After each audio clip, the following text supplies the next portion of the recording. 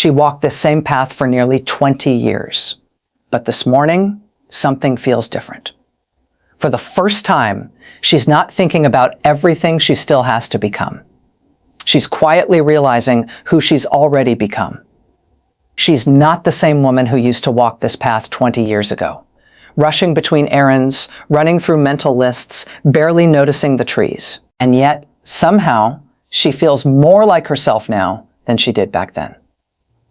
It's a strange thing to realize, that becoming who you were meant to be doesn't always feel like arriving somewhere new. Sometimes it feels like finally recognizing a place you've been standing the whole time. So many of us spend decades trying to become someone. Someone more impressive, someone more accepted, someone easier to love, easier to forgive, easier to explain. We chase versions of ourselves that we think will finally be enough.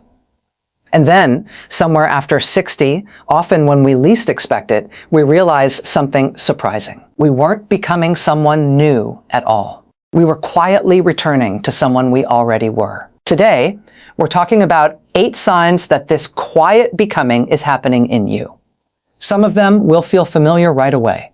Others might surprise you, especially sign 6 and sign 8, which tend to be the ones women don't see coming and often turn out to be the biggest turning points of all. So pour something warm, settle in, and let's talk. Before we continue, if these conversations speak to your heart, take a moment to like this video, subscribe to Her Golden Chapter, and turn on the notification bell. Every day, we share thoughtful conversations that remind women this chapter of life isn't an ending.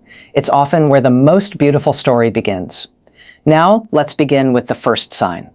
And it starts with something as simple as a phone call. Sign 1. She trusts her own voice. The phone rings, and it's her sister asking what she thinks the family should do about Thanksgiving this year, where to have it, who's cooking, whether to invite the cousins who always bring drama. And without the usual pause, without the familiar rehearsal of what if I say the wrong thing, she simply answers, I think we should have it at my house, and I think we should keep it small this year. That's it. No apology tucked into the sentence, no softening it into a question. Just a clear, calm answer that comes from somewhere steady inside her. There was a time, maybe not so long ago, when she would have run the sentence through a dozen filters first. Will this upset someone? Should I let someone else decide? What if I'm wrong? For years, her opinions arrived quietly, like guests who weren't sure they were welcome. But something has shifted. She noticed it in small moments like this one, ordering what she actually wants at a restaurant instead of what's easiest to explain, telling a friend she'd rather not attend an event instead of inventing a reason, saying I don't agree instead of nodding along to keep the peace. This is what it looks like when a woman starts trusting her own voice again. Not louder, not sharper, just steadier. As though something that had been muffled for years is finally being heard clearly, including by herself. There's a particular kind of relief in this, because for so long, so many of us equated being agreeable with being good, being quiet with being kind. But somewhere along the way, we start to understand that our voice was never the problem. Silencing it was the cost. She still listens. She still considers other people's feelings. But she no longer disappears in the process. If you've noticed this happening in your own life, a new steadiness in the way you speak, a willingness to say what you actually think without over-explaining it, it might be worth asking yourself, when was the last time you said exactly what you meant without softening it first? That question alone might tell you more about where you are than you realize. But trusting your voice is only the beginning. Because once a woman starts speaking honestly, something else begins to shift too. The way she carries herself in the room. Sign 2. She no longer apologizes for taking up space. She's at a family dinner and the table is full. Grandchildren arguing gently over who gets the last roll. Her husband telling the same story he always tells, overlapping in that comfortable, chaotic way. And she leans back in her chair, plate in front of her, and lets herself take up her portion of the table without shrinking. It sounds like such a small thing.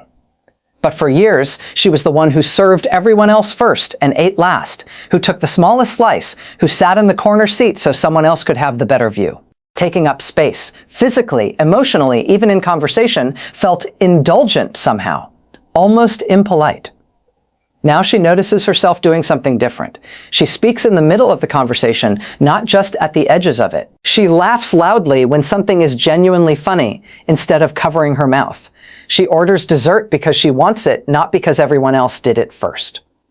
This shift isn't about becoming self-centered. It's about recognizing that for most of her life, she made herself smaller so that everyone around her could feel more comfortable, and that this quietly cost her something important. There's a particular grief in realizing how long you spent shrinking, but there's also a quiet joy in unlearning it.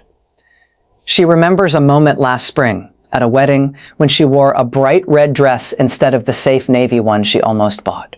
She noticed people looking, and instead of wanting to disappear, she simply thought, "Good, let them look. I like how I feel about this." That's the shift, not arrogance, just permission. If you've been the one making yourself smaller for most of your life, ask yourself gently, in what part of your life are you still shrinking? And what would it feel like to simply take up the space you were always allowed to have? Because once you stop shrinking, you start noticing something else too. How much energy you've been spending trying to please people who were never really paying that much attention in the first place. And that realization is where the next sign begins. But here's what's fascinating. Once a woman begins taking up space, something even more unexpected happens. She stops chasing everyone else's comfort and starts protecting her own. Sign 3. She protects her peace without guilt. The phone buzzes with a text from an old friend, inviting her to yet another gathering full of gossip and tension that always leaves her feeling drained instead of nourished. And she looks at it for a moment, then types back a simple, kind decline. No lengthy explanation. No guilt spiraling in her chest afterward. She used to say yes to everything, every invitation, every favor, every request for her time, even when her body was quietly begging for rest. Saying no used to feel like letting someone down, like being selfish, like risking the relationship altogether. Now, something has softened in her. She's learned that peace isn't something you find by accident. It's something you protect on purpose. This isn't cold. It's wisdom.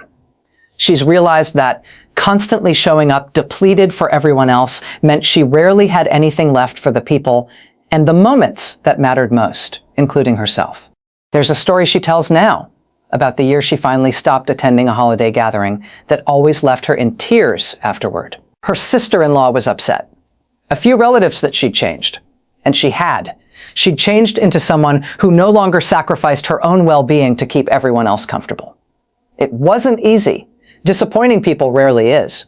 But she noticed that the anxious knot in her stomach, the one that used to appear every Sunday evening, had quietly disappeared. Protecting your peace doesn't mean closing yourself off from the world.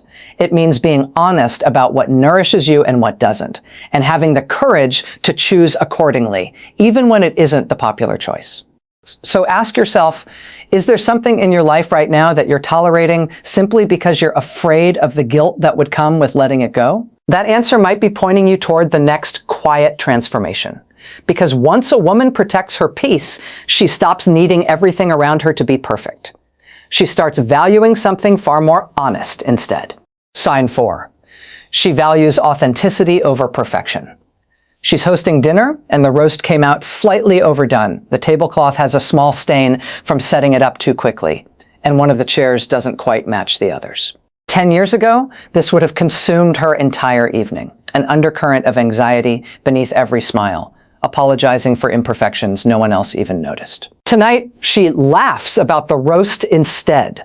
"Well, it's a little more well done than I planned," she says, setting it on the table anyway.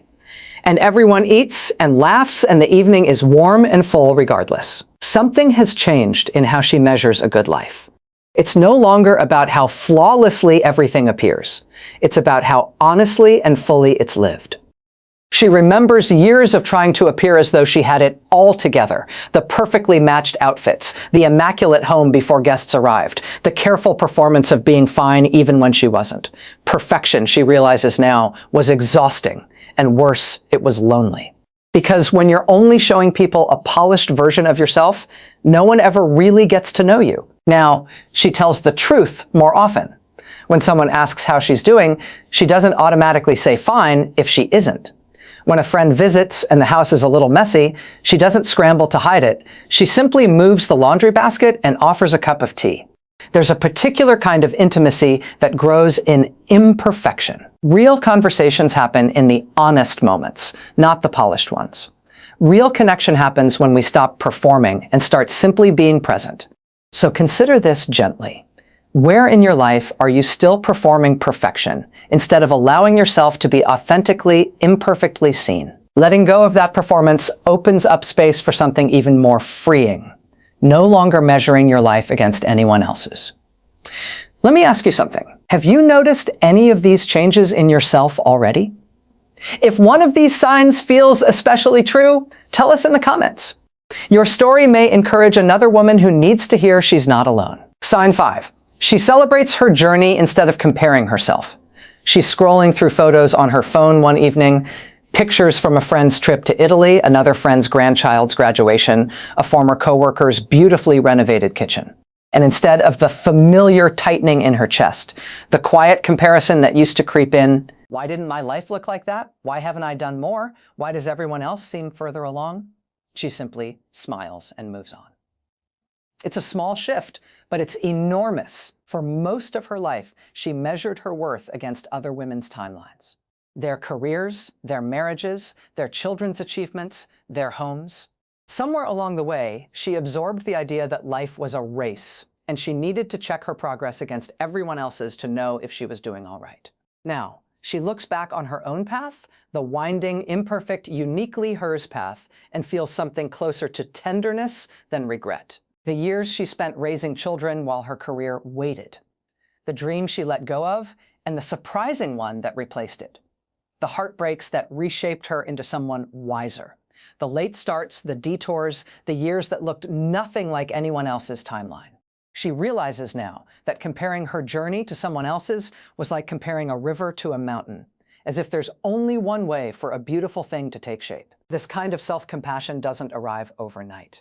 It arrives slowly, through years of learning that her story never needed to look like anyone else's to be meaningful.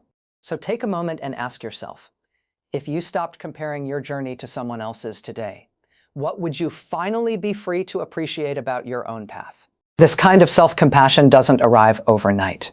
It arrives slowly, through years of learning that her story never needed to look like anyone else's to be meaningful.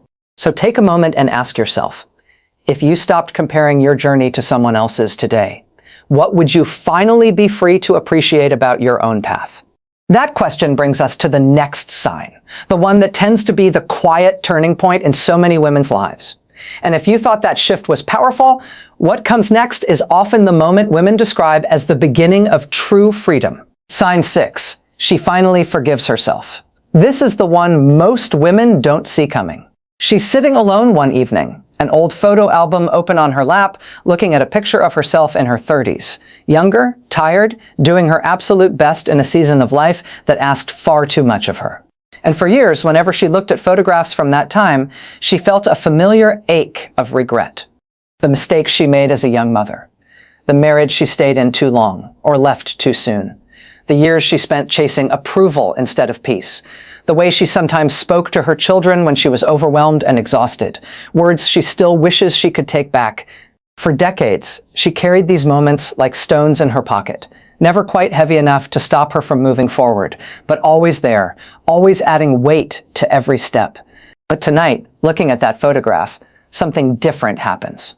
Instead of the familiar ache, she feels something closer to compassion. She looks at that tired young woman in the photo and thinks, "You didn't know then what I know now. You were doing the best you could with what you had and what you knew in that moment." This is the turning point so many women describe as the moment everything changed. Not the moment they forgave someone else, a parent, an ex-husband, a friend who hurt them, but the moment they finally forgave themselves. Self-forgiveness is different from other kinds of forgiveness. It requires facing the parts of ourselves we've hidden from even our closest friends. The choices we're ashamed of, the years we wasted, the people we hurt without meaning to, the version of ourselves we wish we could have skipped entirely. But here's the truth she discovers, often through quiet tears late at night. Carrying guilt for decades doesn't undo the past, it only steals the present. She begins speaking to herself the way she would speak to a beloved friend who made the same mistakes. With patience, with understanding, with the recognition that growth was always the goal, not perfection. This forgiveness doesn't erase what happened. It simply stops the past from being a place she lives in and lets it become, finally, a place she's simply been. So gently and without judgment, ask yourself, is there a version of yourself from years ago that you still haven't forgiven? And what might it feel like to finally set that weight down? Because once a woman forgives herself, something remarkable happens next. She stops fearing the future and starts welcoming it. Sign 7, she embraces change instead of fearing it. Her daughter calls to say she's moving across the country for a new job, and instead of the wave of anxiety that might have consumed her years ago, she feels something unexpected. Excitement. Genuine, warm excitement for the adventure her daughter is about to have. There was a time when change terrified her.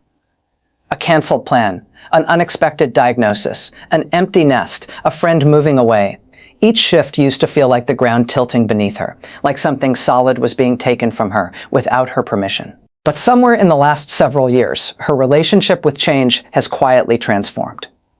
She's lived through enough now to know that change, even the painful kind, has never actually destroyed her. It has only ever reshaped her, often into someone stronger, wiser, and more herself than before. She thinks about the year her husband retired and their entire daily rhythm shifted overnight. The unfamiliar quiet of an empty house after her youngest moved out. The friendships that faded and the new ones that unexpectedly bloomed in their place. Each change felt disorienting at first, and each one eventually led somewhere good. Now, when something unexpected happens, a health scare, a move, a shift in the family, she notices herself asking a different question than she used to. Instead of, why is this happening to me? She finds herself asking, what is this here to teach me or give me? This isn't blind optimism. She still feels fear, she still grieves what's lost. But underneath the fear now is a quiet trust. Trust that she has survived every hard season so far, and that whatever comes next, she'll find her way through that too. She started saying yes to things that once would have terrified her.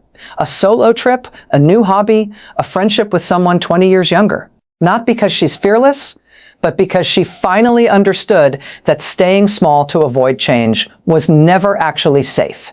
It was just a slower kind of stagnation. So ask yourself gently, is there a change you've been resisting out of fear that might actually be leading you somewhere beautiful? And this brings us to the final sign. The quiet realization so many women describe as the most emotional moment of this entire journey. So ask yourself gently, is there a change you've been resisting out of fear that might actually be leading you somewhere beautiful? And this brings us to the final sign. The quiet realization so many women describe as the most emotional moment of this entire journey. Sign 8. She realizes she was enough all along. It's late in the evening, and she's sitting by the window with a cup of tea slowly going cold in her hands. The house is quiet. Everyone she loves is either asleep or far away, living their own lives. And in that stillness, a thought arrives, gently, like it's been waiting patiently for years to finally be heard. I was enough. I was always enough. Not enough once she lost the weight. Not enough once she got the promotion, the marriage, the perfect home, the well-behaved children. Not enough once she fixed all the things she believed were broken about her. Just enough as she was all along.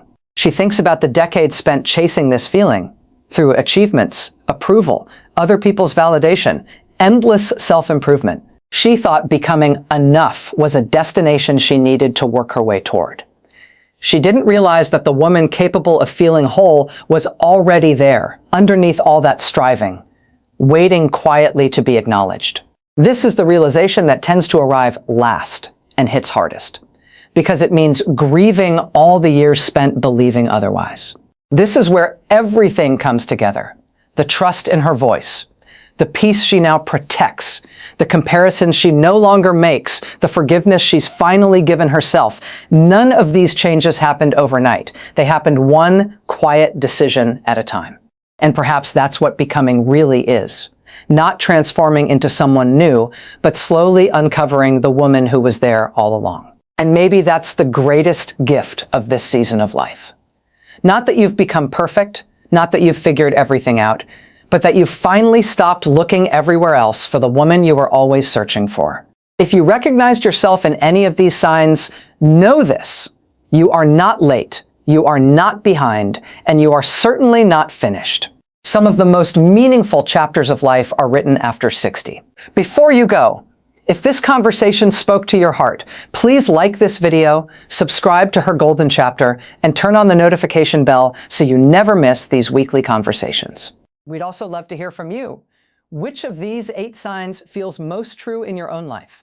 Share it in the comments. Your story might be exactly what another woman needs to hear today. Thank you for spending this time with us. Until next time, keep becoming the woman you were always meant to be.